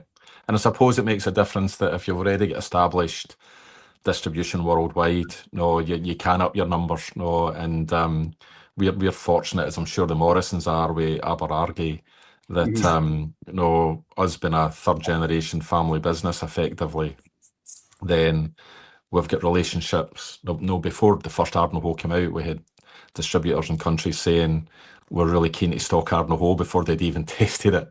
So all the kind of decades and years of work and relationships can you help? So I think that's more difficult if you're a young independent bottler, that doesn't have the relationships and distribution networks. You've got to start from scratch from them. But I'm sure. Well, I'm get my tongue firmly in my cheek here. I don't think Billy Walker's got any problems having a distribution network given his lengthy time in the business, and I think he's doing tons of work in China just now, actually, which is a great market to be in at this particular time. You okay? Yeah. That's sorry. It's all right. Family life's got to go on. Yeah, no, she lit a candle and walked out again. I'm like, I don't know what's. Hope she's not planning on burning the house down. We have Callum now for followers of the Blether. Callum asks this question more often than he doesn't. The question that you've just answered about your regional, and he's finally answered his own question. So he's saying Benromic for Speyside, Annandale for Lowlands, Glen Scotia, surprise. Ardnahoe, he said it used to be Boona, but it's Ardnahoe because you're on tonight. So next week it'll be Boona. He's saying the Highlanders are hardest, Raasay, Torreveig, and Harris. So a big influence on young distilleries, new distilleries, Annandale, yourselves, Raasay, Torreveig, and Harris all getting a good equal sharing there. I generally, I know the regulations are there's only 5 regions, but I think the islands should be separate. But good selection, and I think the oldest distillery in Bar Glen Scotia would be, obviously, but Annandale just 10 years old. Torreveig don't think's 10 years yet. We're only just over 7, so young distilleries, fantastic. Well, what's your thoughts on regions nowadays? Do they have a place beyond marketing? Sorry, you dipped out there, Mike. Can you repeat that? Yeah. And what's your thoughts on regions? Do they Yeah. have a place beyond marketing? Is there still classic Um, flavors in region? I don't know what the company policy is about it, but I don't think regions add any particular value anymore. I know people will argue otherwise for new regions, like Fife and what have you. Maybe places like Islay and Campbelltown have the most distinct flavour profile, but you get into Speyside now with over 50 distilleries. Some are making peated, some are making unpeated whiskies. You get into Lowland. Annandale does not taste like what we thought a Lowland whiskey tasted like 20 years ago, light and floral. So I'm not convinced the regions help a great deal, to be perfectly honest. But that's my view. That's my view based on having visited, I don't know, 60, 70 distilleries and probably tried whiskey from just about, if not, no, not all the distilleries in Scotland, but the vast, vast majority. And I'm judging it on the flavour, the experience and everything else. I never judge it on the region that it comes from. So, no, I'm not convinced. But other people have different views and they can argue it equally well. No, the guy that introduced me to whiskey, actually, he's a big wine guy and he firmly believes in the wine regions and France and big Bordeaux man and all the rest of it. And he thinks if it's good enough for wine regions that have been making wine for hundreds of years, it's good enough for the Scotch whisky industry, So, but it doesn't really make a difference to me, if I was being perfectly honest. Yeah. I think I'm in agreement with you there. It has its place, and it's good for newbies to learn in baby steps the guides or the classic flavors. But peated, Bennomic, Benriach, and I think that's all again coming from a little bit of what are we missing out on? Why are we only producing light, floral, fruity Speyside? Because that appeals to most people when there's people who love peat. And we can produce peat. We have peat on our doorstep. And there's that. And the same with Islay. It's like you mentioned possibility of an Ardnahoe unpeated. It's all about widening your audience. And if somebody says, well, I don't like peated, I'll try that Ardnahoe unpeated. Wow, that's really nice. Yeah. You've bought a fan, or you've not bought a fan, but you've gained a fan who will then maybe say, well, I want to visit a distillery, see what else they've got. Oh, it's not as peated as I thought it might be. Yeah. You open gateways. Yeah, whenever I'm at a stand and somebody says, what would you recommend to me? I never ever say, what region do you like? I always say, what type of flavours do you like? And if they say they like this type of flavour, whether it's a whiskey flavour or whether it's the type of food that they like, I can normally find a whiskey to go from, and the regionality doesn't really make an influence. But no, I get it, and it helps for marketing and everything else, but your example's really good to know you're getting more and more unpeated whiskies from Islay and more peated whiskies from Speyside. So they kind of typical flavours are just, I think, they're less relevant now than they've ever been since the current regulations come in. No, I completely agree. I'm just off the back of Callum's shout out for Annandale, poured the spirits Gordon and MacPhail offering. We had 2 weeks, well, it'd be 3 weeks ago, after missing last week, John Coombs from the distillery. So I had this looked out, and as you mentioned, or Callum mentioned, Annandale is another newbie. I thought, there we go. That's a nice segue into the last. It's one of the lightest cask strength whiskies. I love some of these light coloured whiskies that you often, Khalil is a good example, you often get a feeling that it's light in colour, so there's going to be no flavour in it, but there'll be tons of flavour in that. And again, Annandale's a distillery that some of the independent bottlings I've had from it have been brilliant. We did our first independent bottling last year, a 10-year-old. I think we did a peated and an unpeated.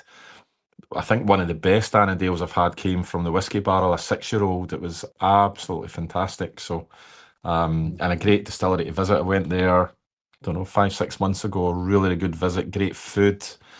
Got a tour to myself because the car park was full, but everybody was in for the food. There was only one person wanting to do the tour, so I would recommend Annandale for a visit. That's for sure. Really well signposted now, going down the 74 as well. So good Yeah, luck we to talked about Annandale. that the Blether with him, that it was he and they got the award for the best toilets as well. To So get yeah, your you need, to get your 5-star rating with Scottish Tourist Board, toilets are very, very high up in their scoring system, I'm told. yeah, I can imagine. Yeah, he got told. Yeah, so he was told on that blue and the brown signs saying the Annandale. I think because I think they do say distillery and coffee shop or All restaurant right, on the okay. sign. So we need to add a caveat onto that, and great toilets as well. You you mentioned the colour of Colila, and it's always been something that's played on my mind about Isla bottlings. Bunnahabhain's brown, Colila's brown, green, Ardbegg's brown, um, Brookladdy, Port Charlotte's brown. They've got the Tiffany blue kind of colour for Yeah. you guys have gone clear. What was the thinking behind going clear as opposed to this kind of trend of maybe not hiding the colour, but that dark Yeah, colours? it's a really good question, actually. I think historically, we used to have green bottles. If you go back to the original old malt cask bottles, they're green. Yeah, And when we did our 20th and 25th anniversary, we brought out the green bottles, but everything in between's been clear. I just think it's, again, traditional family, traditional decision making. We don't change things too often. So all our other ranges are in clear bottles, the exceptions being the anniversary bottles of the old malt cask, which is a wee bit kind of getting back to the history and heritage. So we just felt it was the right thing to do. And love to say, no, we're as transparent as we can be. There's only so much you can get in a label. You can't get every bit of information that you want. But the one thing that makes that is very easy to determine the colour of your whiskey is doing two things: put it in a clear bottle and say that there's no added colouring. And they're two very, very easy things to do. So again, I'm not saying the other companies don't have a confidence, because some of the whiskies that you're speaking about there are some of my favourites and stuff that I've got behind me and would have no problem buying or recommending and drinking myself. But I think it's a sign of confidence as a brand new and young distillery that you're saying, here's our product and you can see the colour of it, and we're telling you it's non-chill filtered and it's natural colour. So yeah, it's a long answer to your question. I don't think there was much discussion about it. I think it was a kind of very, very simple, easy decision to make. I don't know if there's a cost impact. I don't know if darker glass costs more or less. I've absolutely no idea, but I'm really pleased we've done it the way we have. I just, like, as I said earlier, I never thought 30 years ago I'd be discussing bottles and what have you, but and I'm really pleased the way we've done it in terms of branding, and hopefully it lasts a long period of time. And hopefully we've not breached any trademarks for the Inverurie Whisky Shop either. It'll be we can just share a similar brand, a similar logo. We'll do a nice collab, and Yeah, it'd be good. I'll let it lie. I'm conscious of the time. I just want to go through a couple of the questions that people are asking. James has got a great question here. He says, what will be the standout Ardnahoe whiskey 20 years from now? That's a brilliant question. I sometimes think it might be the ones we're drinking just now. No, and I don't say that in an unambitious way, but I often drink some of the whiskies we're having just now, and everybody says, "Oh, I can't wait till it's 8 and it's 10 and it's 12 and it's 15." And then the other side of me thinks, how can it get better than this? Because age isn't always a factor in things being better. No, older does not mean better. All the indications are that it is going to get better, but who knows? The team at Kilhoman are very much of the view, if I've understood them correctly, that 15 to 18 is a really key point for whiskey, because their thinking is that the angel shares reduced or increased, the spirit levels reduced, and there's more oxygen in the cask, more air and oxygen in the cask, and that does the magic that makes whiskies great at 15, 18. And I've got to say, there's a lot of whiskies that I like: Glenfarclas 15, Highland Park 15 or 18, Glenallachie 15. 15-year-old seems to be a sweet spot. So I suspect 15-year-old Ardnahoe might be really, really top notch. Who knows? There you go. We'll see. We'll do this again in 20 years and Yeah. see how we get on. See if you're right. Right. Reb is saying 100 years ago he believes that clear bottles had a tax on them. Colour bottles had no tax. So a lot of Victorian bottles were green. A little bit of history there. Maybe I'll have to research that. That's a really good point. I'm stealing that for a presentation in the future if that's good provenance. Brilliant point. James has said there's nothing worse than trying to do a bottle kill when you can't see what's in the bottle. I completely get that. You think there's a little bit left to pour it in the drams. Yeah. And the weight of bottles are so different as well. No, sometimes there's bottle that you think there's lots in that, and it's the glass that actually you're feeling rather than the liquid. Yeah. Was that a Finn Thompson bottle you had there? No, that was the Ardnahoe. Ardnahoe as well. So Finn Thompson. It's got that. It's similar shape, but it's a nonagon, I think.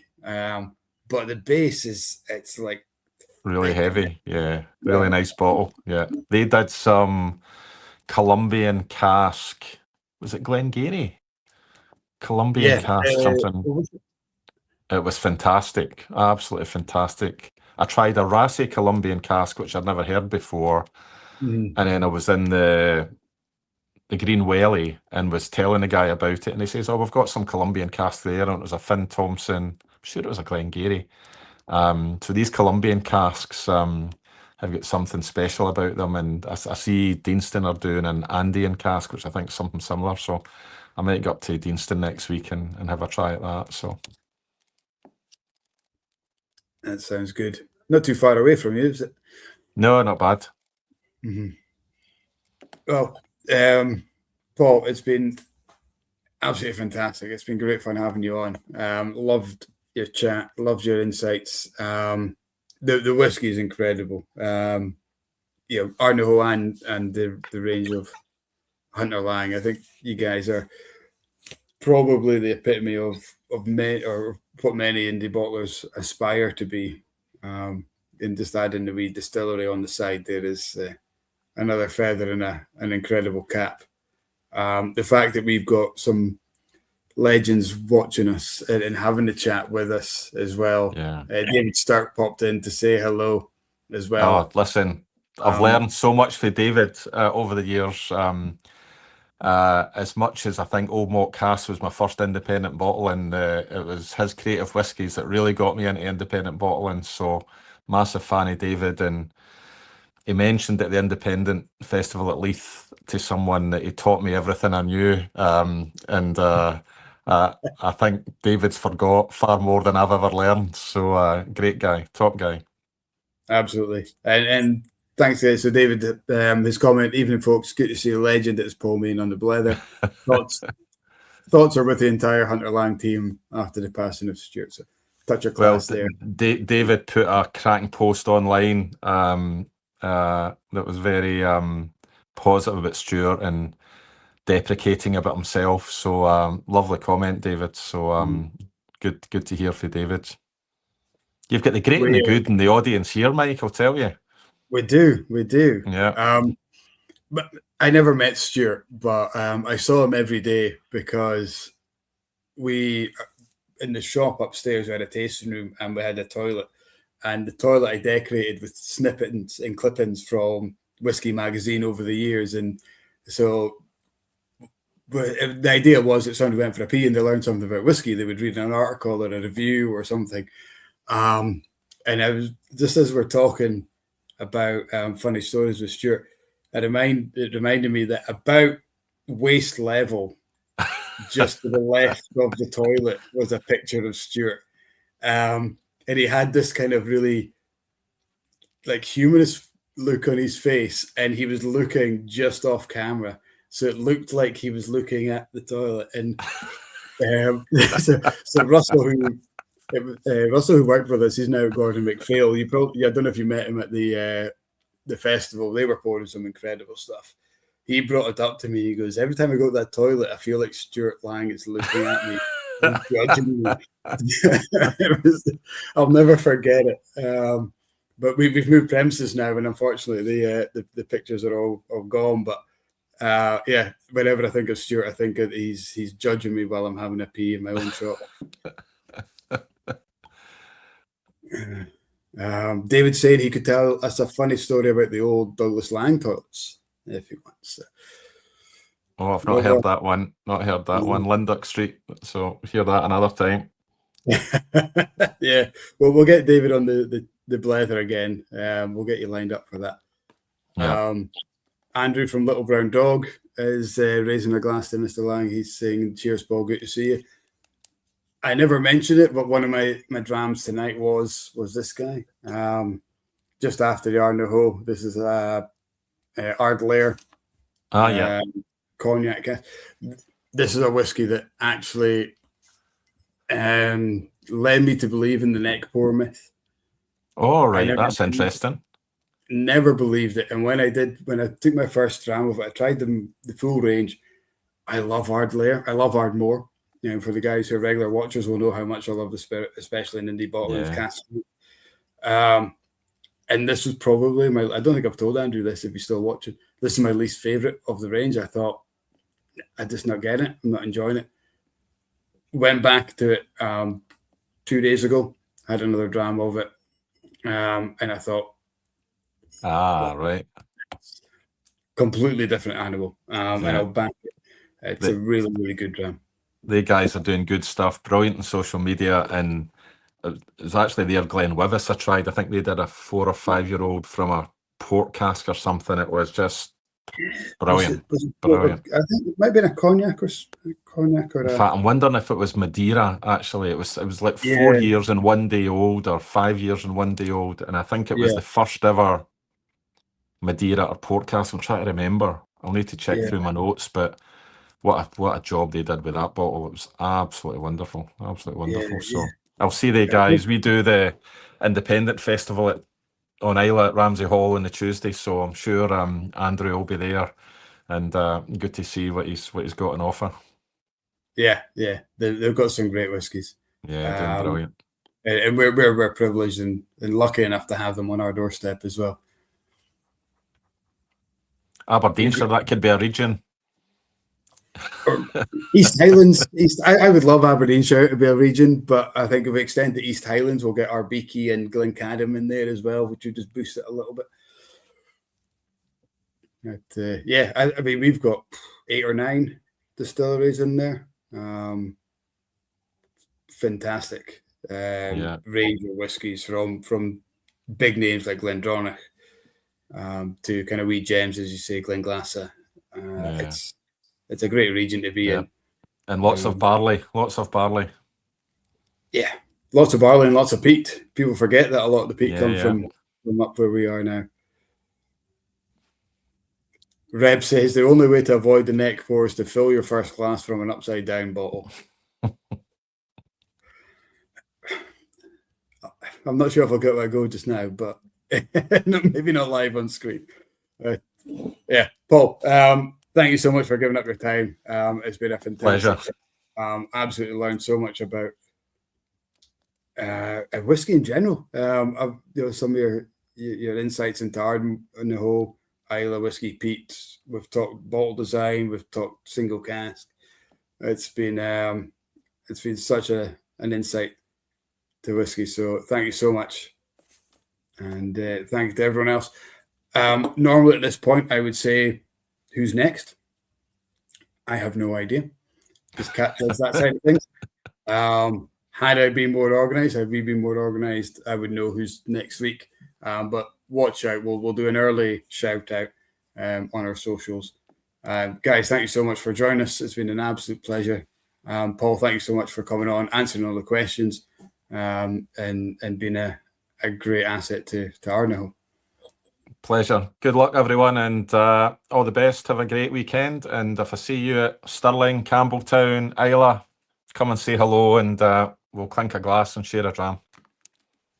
Excellent. Cheers, now. Thank you, Cheers, everyone. mate. Good night. Cheers.